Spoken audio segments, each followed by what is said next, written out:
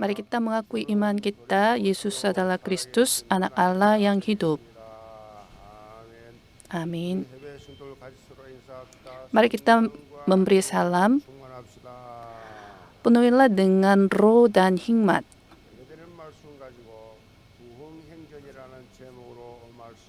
Judul khotbah hari ini adalah kisah kebangunan rohani. Kisah para rasul yang kita membahas setiap minggu ini memiliki berbagai julukan seperti kisah Roh Kudus, kisah doa, kisah penginjilan, kisah murid-murid, dan kisah gereja. Disebut sebagai kisah Roh Kudus karena termasuk karya mutlak oleh Roh Kudus. Disebut sebagai kisah doa karena ketika karya Roh Kudus yang menakjubkan terjadi, ada doa yang berpegang pada perjanjian. Disebut sebagai kisah penginjilan atau kisah murid-murid karena murid-murid menantang diri dengan perjanjian sambil berpegang pada firman dari Kisah Para Rasul pasal 1 ayat 8. Disebut sebagai kisah gereja karena pekerjaan Tuhan yang hidup dinyatakan melalui gereja.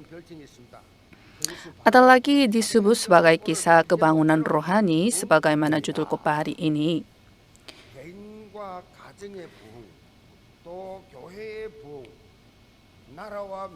Karena kisah para rasul memuat firman kebangunan rohani yang tersebar ke seluruh dunia, termasuk kebangunan rohani individu, keluarga, gereja, suku, bangsa, sampai ke ujung bumi.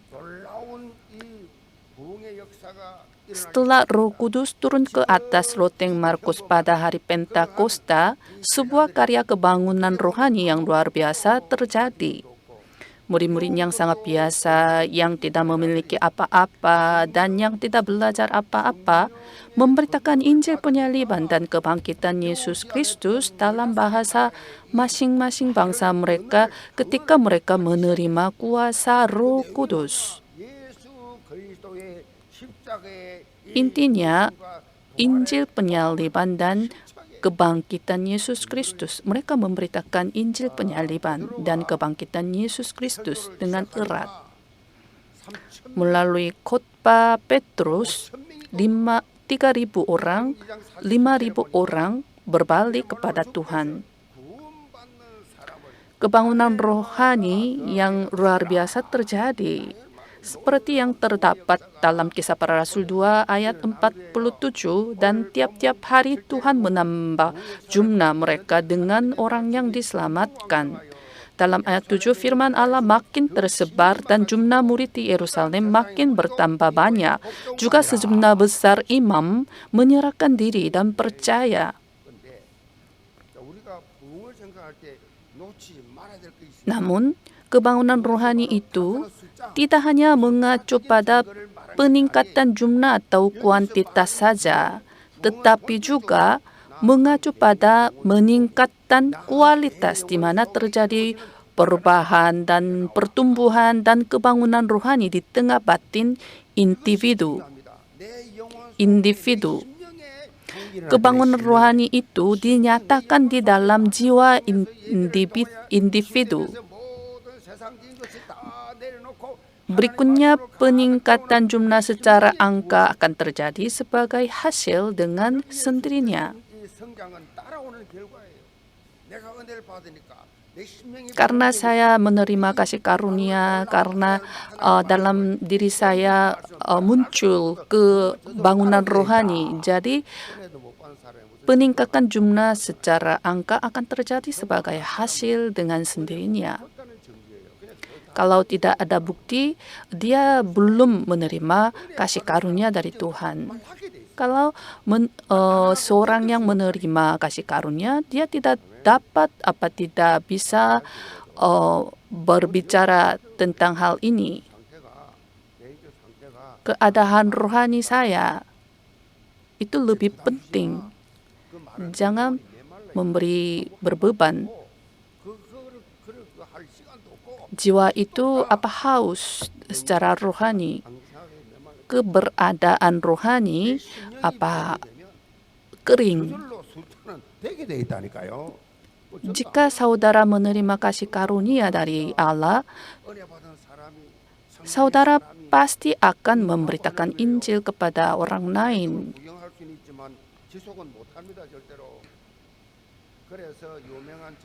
Oleh sebab itu, seorang penginjil bernama Robert Coleman mengatakan bahwa kebangunan rohani adalah pekerjaan kedaulatan Tuhan untuk mencari umatnya dan menghidupkannya dan menguatkannya serta memimpinnya ke dalam berkat yang melimpah. Pribadi lebih penting, individu lebih penting daripada banyak orang. Kebangunan rohani adalah pertama-tama saya dipenuhi dengan Injil yang diberikan melalui satu-satunya Yesus Kristus. Jika saudara menerima kebangunan rohani, anggota keluarga pun menerima pengaruh dari saudara. Kebangunan rohani adalah menikmati berkat data di mana Allah Tritunggal Maha Kuasa bersama saya, bersama kita selama 24 jam sehari. Dengan bertekun dan dengan sehati, mereka berkumpul tiap-tiap hari dalam bait Allah. Mereka memecahkan roti di rumah masing-masing secara bergilir dan makan bersama-sama dengan gembira dan dengan tulus hati sambil memuji Allah, dan mereka disukai semua orang. Dan tiap-tiap hari Tuhan menambah jumlah mereka dengan orang yang diselamatkan. Amin.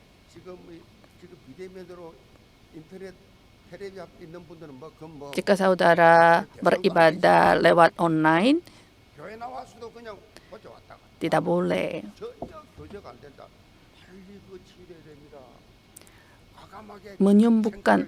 Segera menyembuhkan keberadaan saudara. Menghidupkan, menyelamatkan diri sendiri dengan kuasa Injil. 3 gerakan dari tim doa yang terdiri atas 3 orang itu diadakan di tengah aliran rohani tersebut. Tiga gerakan ini tidak bisa melakukan karena kalau saudara tidak memiliki kasih karunia dari Tuhan.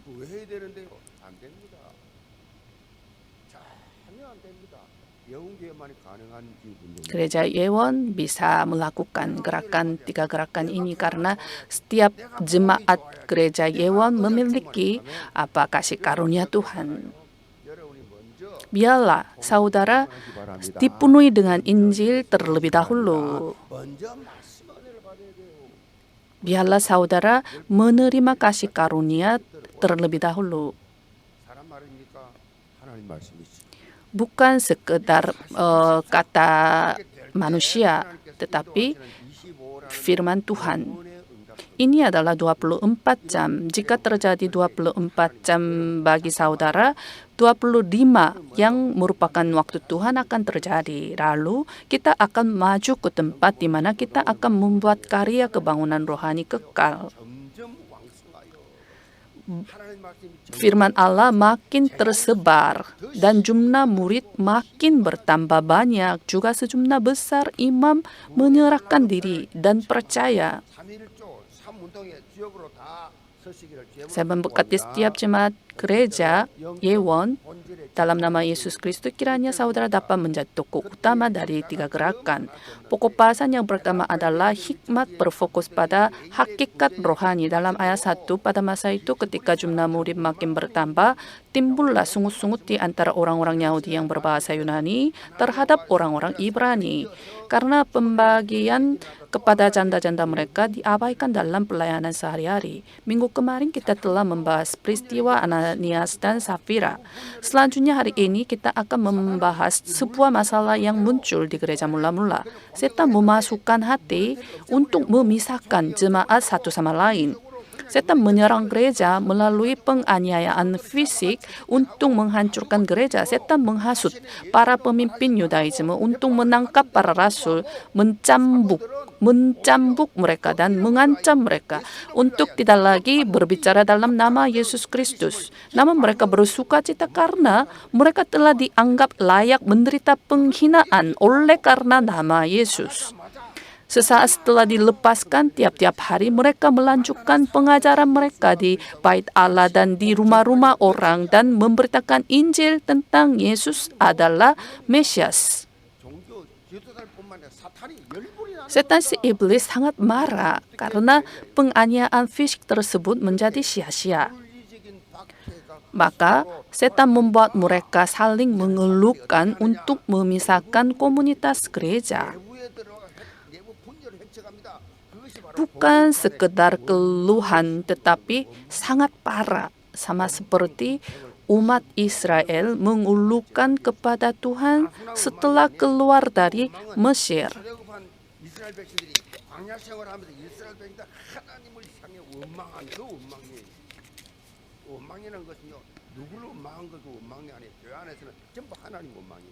Mengeluarkan kepada Tuhan. Di dalam gereja, pada waktu itu jumlah anggota gereja mula-mula lebih dari 10.000 orang. Dalam Kisah Para Rasul 5 ayat 14, dan makin lama makin bertambahlah jumlah orang yang percaya kepada Tuhan, baik laki-laki maupun perempuan. Begitu banyak orang datang di gereja mula-mula sampai mereka berhenti menghitung jumlahnya. Dalam ayat 1, ketika jumlah murid makin bertambah, dikatakan bahwa ada banyak orang percaya. Dalam ayat 1, ketika jumlah murid makin bertambah, dikatakan bahwa ada banyak orang percaya. Pada waktu itu, percaya kepada Yesus Kristus itu sama saja dengan mempertaruhkan nyawanya. Maka mereka disebut sebagai murid. Di tengah situasi seperti ini muncul sebuah masalah. Murid adalah seorang yang mempertaruhkan nyawanya untuk Injil, untuk penginjilan. Mempertaruhkan nyawanya, mereka disebut sebagai murid. Jangan menjadi anggota gereja, tetapi menjadi murid. Kita harus menjadi murid, bukan hanya sekedar anggota gereja. Pada waktu itu di gereja mula-mula ada dua jenis orang percaya. Salah satunya adalah orang-orang Yahudi yang berbahasa Yunani, dan yang lainnya orang-orang Ibrani. Orang-orang Yahudi yang berbahasa Yunani adalah orang Yahudi dari diaspora yang tinggal di berbagai tempat dan kembali ke tanah Israel.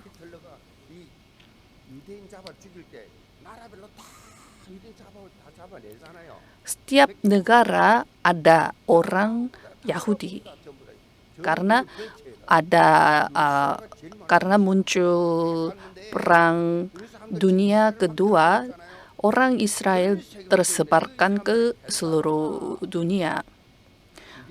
Mereka adalah orang Yahudi yang datang ke Yerusalem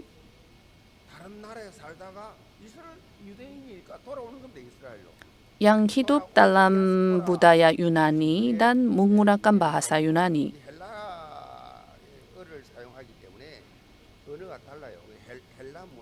Mereka menggunakan berbahasa Yunani, walaupun mereka orang Yahudi.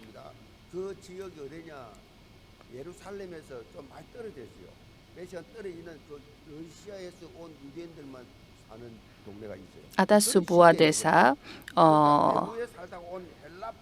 di mana orang Yahudi tinggal di sana, di tengah Rusia. Kalau misalnya Orang Yahudi ingin dimakamkan di Yerusalem setelah meninggal dunia, walaupun mereka tinggal tempat lain. Karena ada mitos bahwa mereka yang dikuburkan di dekat Bait Suci adalah yang pertama kali dibangkitkan pada zaman Mesias. Jadi ketika mereka sudah tua, mereka berbondong-bondong ke Yerusalem. Dan jadi ada banyak janda. Orang-orang Ibrani adalah orang Yahudi yang lahir dan besar di Israel dan merupakan orang setempat. Orang-orang Yahudi yang berbahasa Yunani mengeluh terhadap orang-orang Ibrani karena pembagian kepada janda-janda mereka diabaikan dalam pelayanan sehari-hari. Di dalam masalah ini pun ada strategi setan.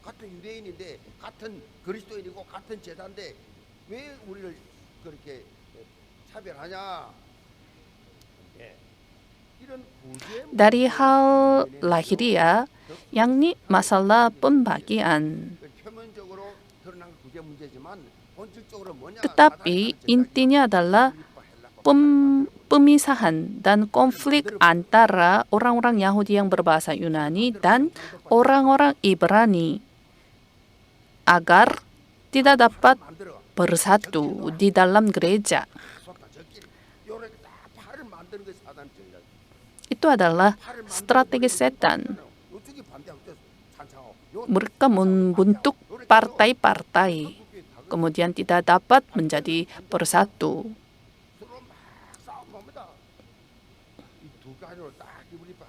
Ini adalah strategi setan untuk memisahkan gereja, anggota gereja. Ini menghalangi kebangunan rohani. Mereka hanya mengkritik pihak lain. Jangan membentuk partai-partai. Itu adalah strategi setan, tipuan setan. Apa arti nama setan si iblis? Pendusta. Apabila ia berkata dusta, ia berkata atas kehendaknya sendiri, sebab ia adalah pendusta dan bapa segala dusta. Setan si iblis memisahkan anggota satu sama lain, sehingga pada akhirnya membuat gereja tidak dapat berfungsi sebagai gereja. Memisahkan, membagikan, memotongkan di dalam gereja. Di sinodenya terlalu banyak di Korsel karena setan membagikan, memisahkan, menghancurkan gereja untuk bertempur satu sama lain. Saya melihat strategi setan membentuk partai-partai untuk memisahkan anggota satu sama lain. Apa itu peristiwa Kejadian pasal 3? Peristiwa Kejadian pasal 3 itu adalah peristiwa di mana setan memisahkan antara Tuhan dan manusia. Akibatnya segala macam penderitaan, kutukan, dan dosa menimpa kepada manusia. Jika kita tidak terjaga secara rohani, kita akan tertipu oleh tipuan setan si iblis. Namun, gereja mula-mula tidak tertipu oleh tipuan setan si iblis. Para rasul yang dipenuhi oleh Roh Kudus segera menyadari hakikat dari masalah ini dan berusaha memecahkannya. Dalam ayat 2 sampai dengan 4, berhubung dengan itu, ke-12 rasul itu memanggil semua murid berkumpul dan berkata, "Kami tidak merasa puas, karena kami melalaikan firman Allah untuk melayani meja. Karena itu, saudara-saudara, pilihlah 7 orang dari antaramu yang terkenal baik dan yang penuh roh dan hikmat, supaya kami mengangkat mereka untuk tugas itu, dan supaya kami sendiri dapat memusatkan pikiran dalam doa dan pelayanan firman." Respon para rasul sangat bijaksana dan penuh hikmat. Mereka tidak berdebat satu sama lain tentang siapa yang salah, sedangkan mereka menyalahkan diri mereka sendiri. Dikatakan bahwa mereka harus sungguh-sungguh berfokus pada memberitakan firman, tetapi mereka telah melalaikan firman Tuhan untuk melayani meja. Kalau dalam bahasa kita saat ini, mereka terjebak dalam persoalan administrasi dan kehilangan intisari. Dikatakan bahwa karena mereka mengabaikan pemberitaan firman, sehingga menyebabkan masalah berkaitan dengan kondisi rohani komunitas gereja. Karena kita tidak berfokus pada firman Tuhan, maka kita berfokus pada aku yang berasal dari Kejadian pasal 3. Lalu menjadi tidak bersatu dengan merusak komunitas gereja.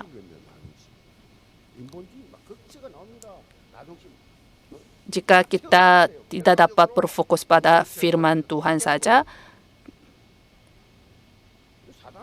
dengan sendirinya kita berfokus pada aku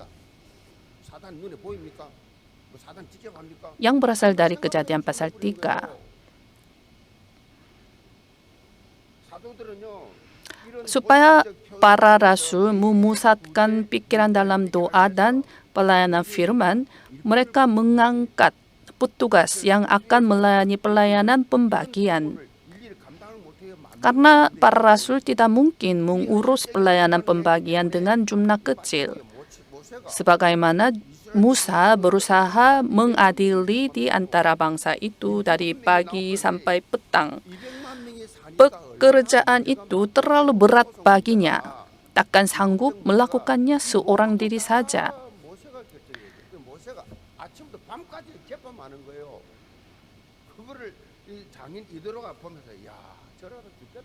Sama seperti Musa mengangkat kepala pasukan 1.000, kepala pasukan 100, kepala pasukan 50 untuk mewakili pekerjaannya.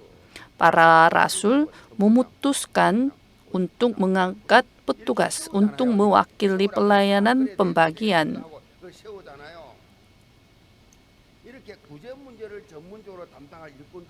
Para rasul memutuskan bahwa mereka memusatkan pikiran dalam doa dan pelayanan firman. Hal yang sama berlaku untuk gereja saat ini. Kita semua memiliki jabatan masing-masing di dalam gereja. Seorang pendeta tidak mungkin melakukan segala sesuatu. Oleh sebab itu, saudara masing-masing memiliki jabatan masing-masing. Tetapi jika saudara mengabaikan jabatan saudara, apa yang akan terjadi? Jika saudara mengabaikan jabatan saudara, apa yang akan terjadi? Akibatnya pendeta atau orang lain harus melakukan peran menggantikan saudara. Kalau sudah begitu, mereka kehilangan peran utama, yaitu pelayanan firman dan doa. Akhirnya gereja tidak mungkin alami kebangunan rohani. Dengan kata lain, jika setiap orang setia pada jabatan dan perannya, gereja akan menjadi stabil dan bertumbuh.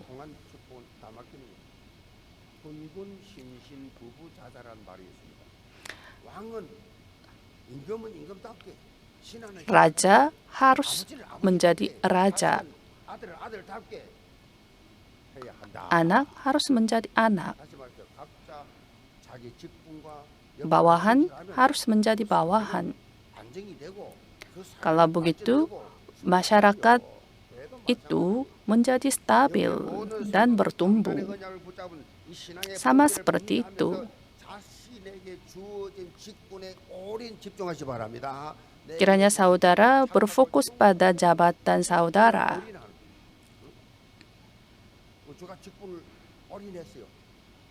Saya pun berfokus pada jabatan saya. Saya harus all in. Tanpa pikiran yang lain. Tuhan memberkati saya karena Tuhan berkenan, karena saya berkenan kepada Tuhan. Sekali lagi, totalnya 100 kali saya pergi ke penjara untuk menjangkau mereka. Saudara pun berfokus pada jabatan saudara untuk menjadi saksi. Pokok bahasan yang kedua adalah kebangunan rohani dipimpin oleh firman Tuhan. Usul itu diterima baik oleh seluruh jemaat, lalu mereka memilih Stefanus, seorang yang penuh iman dan Roh Kudus, dan Filipus, Prokoros, Nikaro, Timon, Parmenas, dan Nikolaus, seorang penganut agama Yahudi dari Antioquia. Mereka itu dihadapkan kepada rasul-rasul, lalu rasul-rasul itu pun berdoa dan meletakkan tangan di atas mereka. Usul itu diterima baik oleh seluruh jemaat, lalu mereka sendiri memilih 7 pekerja termasuk Stefanus, Filipus. Yang unik adalah bahwa 7 orang semua adalah orang-orang Yahudi yang berbahasa Yunani. Mereka menyingkirkan alasan konflik sepenuhnya untuk melayani pelayanan pembagian sebagai satu tim. Secara khusus, orang-orang Yahudi yang berbahasa Yunani menjadi pemimpin akan memberi pengaruh untuk pelayanan Injil di masa depan.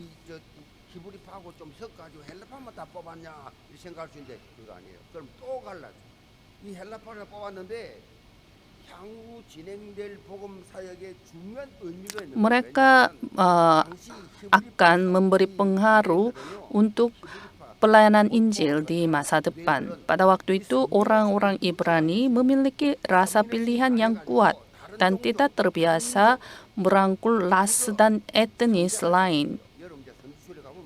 Sebaliknya, orang-orang Yahudi yang berbahasa Yunani yang dibesarkan di luar negeri telah terbiasa untuk merangkul ras dan etnis lain. Orang-orang bukan Yahudi diremehkan oleh orang-orang Ibrani.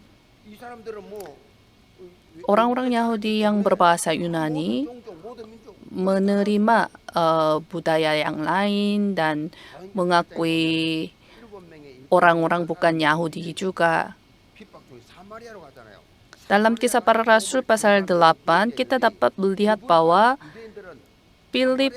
Filipus, salah satu dari 7 pekerja tersebut, memberitakan Injil di Samaria. Filipus pergi sampai Samaria, di mana orang-orang Ibrani tidak mau pergi, enggan untuk pergi. Dia menyaksikan Injil dengan kuat kepada sida-sida Ethiopia yang adalah orang-orang bukan Yahudi. Kita pun perlu memiliki hati yang terbuka secara rohani. Kita harus menjadi bejana wadah yang dapat menampung 237 bangsa dan 5.000 suku. Kita harus menerima semua orang.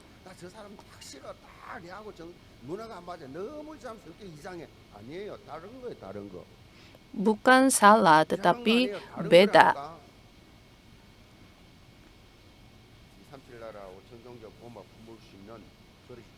Kita harus menjadi bejana yang dapat menampung 237 bangsa dan 5.000 suku.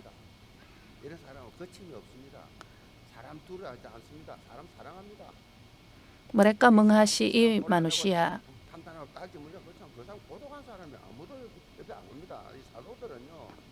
Para rasul mentabiskan 7 orang terpilih dan secara resmi mewakili untuk mengelola gereja, sedekah, dan pembagian dan keuangannya.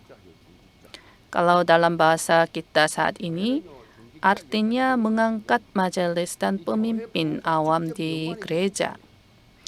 Peran majelis dan pemimpin awam sangat penting di gereja karena terkait dengan kebangunan rohani gereja. Melalui pelayanan Stefanus dan Filipus, kita dapat melihat pengaruh seorang majelis dan pemimpin awam. Mereka tidak hanya melayani administrasi, tetapi juga melayani pelayanan firman. Mereka memiliki kekuatan rohani saat melayani sebagai seorang pelayan firman. Bukan sekedar memberi sedekah, mereka memberi juga firman kepada orang lain. Saya harap majelis memiliki firman Tuhan. Mereka dalam ayat 3 menunjukkan syarat untuk memilih pekerja. Dikatakan bahwa yang terkenal baik dan yang penuh roh dan hikmat. Mereka dipenuhi dengan Roh Kudus dan hikmat. Syaratnya adalah menunjukkan apa kualitas rohani penting dari para pekerja yang dipakai untuk melayani gereja dan mempertumbuhkan gereja. Mereka dipenuhi dengan roh dan hikmat. Di atas segalanya dipenuhi dengan Roh Kudus dan hikmat. Roh Kudus adalah hikmat, sama seperti dua sisi dari mata uang. Karena Roh Kudus adalah roh hikmat. Sebab roh menyelidiki segala sesuatu, bahkan hal-hal yang tersembunyi dalam diri Allah. Roh Kudus adalah roh hikmat dan roh wahyu untuk menyadarkan akan kuasa Tuhan begitu besar yang diberikan kepada kita. Sehingga kehidupan yang dipenuhi dengan Roh Kudus adalah kehidupan yang dipenuhi dengan hikmat. Jika demikian adanya, apa itu kehidupan yang dipenuhi dengan Roh Kudus?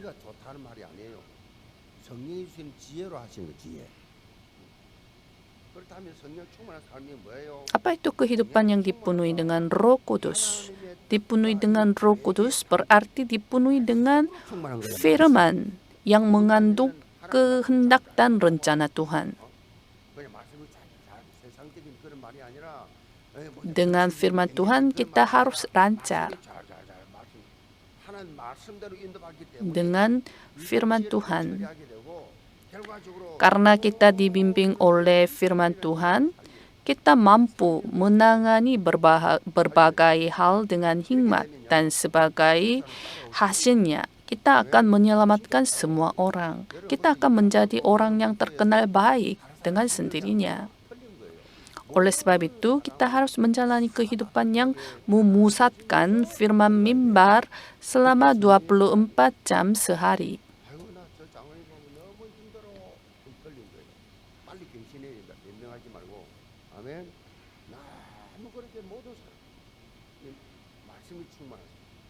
Dipenuhi dengan firman Tuhan.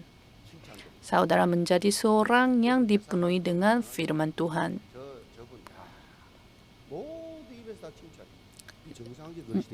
Mulut dari semua orang harus keluar pujian. Kita harus menerima pujian dari orang lain karena kita memiliki firman Tuhan.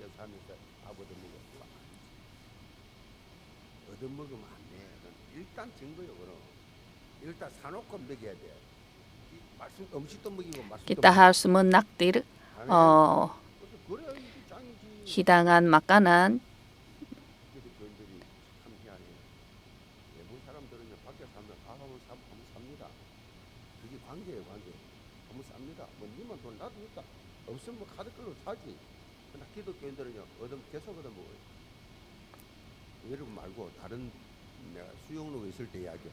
이것들은 이 병신들이가 내가 사면 계속 얻어먹어요.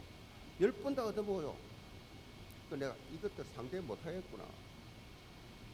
어떻게 인생이 그렇습니까? 세상 살면서 사회생활 안 합니까? 어떻게 그래 사냐고. 회장이 한번 샀다. 내가 한번 살게.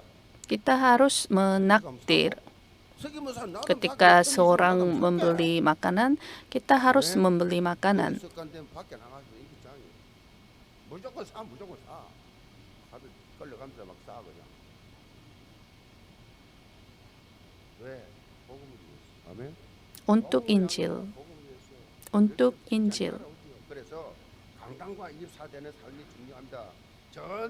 Oleh sebab itu kita harus menjalani kehidupan yang memusatkan firman mimbar selama 24 jam sehari.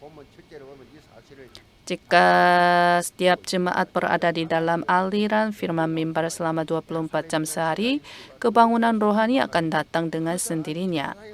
Dalam ayat 7, firman Allah makin tersebar. Ini berarti bahwa firman Tuhan telah menyebar dengan dahsyat. Firman Tuhan makin tersebar itu menghasilkan pertumbuhan dan peningkatan jumlah juga. Dan jumlah murid di Yerusalem makin bertambah banyak, juga sejumlah besar imam menyerahkan diri dan percaya.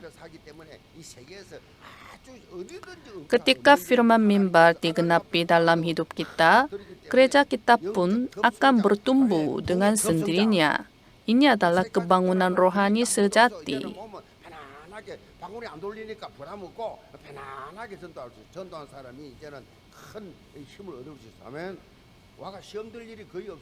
Tidak ada pencobaan di gereja.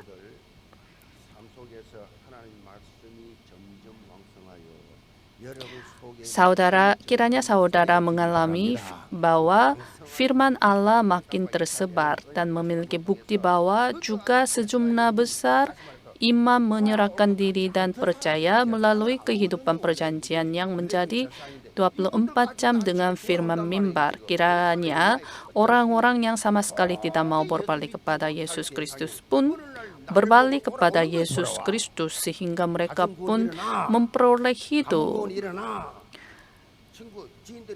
Penginjilan keluarga, penginjilan kenalan untuk memperoleh hidup.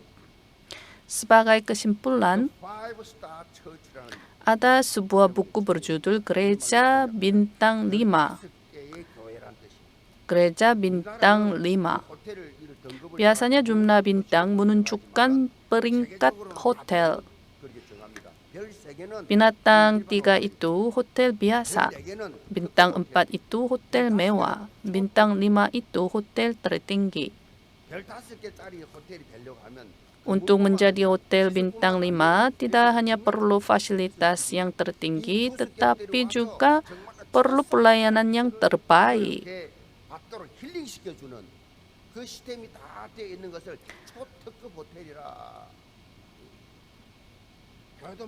Hal yang sama berlaku untuk gereja.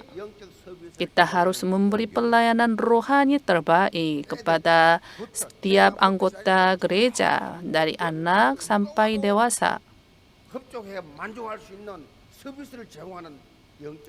Bagi orang yang tidak percaya, kita harus memberitahu jalan untuk bertemu kembali dengan Tuhan agar mereka menemukan jawaban atas segala masalah kehidupan mereka, sehingga mereka menemukan bahagia sejati dan damai sejahtera sejati. Gereja Yewon memiliki aula untuk konser, musik konser, pelataran untuk orang asing.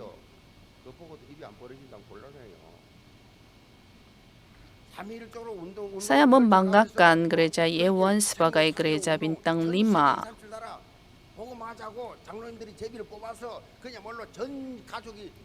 Para majelis melakukan undi untuk menyelamatkan 237 negara. Gereja Yewon adalah gereja bintang 5. Sekarang kita semua melakukan 3 gerakan dan tim doa yang terdiri atas 3 orang untuk memberikan pelayanan rohani sebagai gereja bintang 5. Mari kita berdoa. Kami mengucap syukur kepada Allah Tritunggal yang telah menyelamatkan kami, dan Tuhan membangun gereja ini sebagai gereja bintang 5. 영적 본질을 붙잡고 kiranya 말씀 속에서 semua orang membangun sebagai partisan Tuhan. Dalam nama Yesus Kristus kami berdoa. Amin.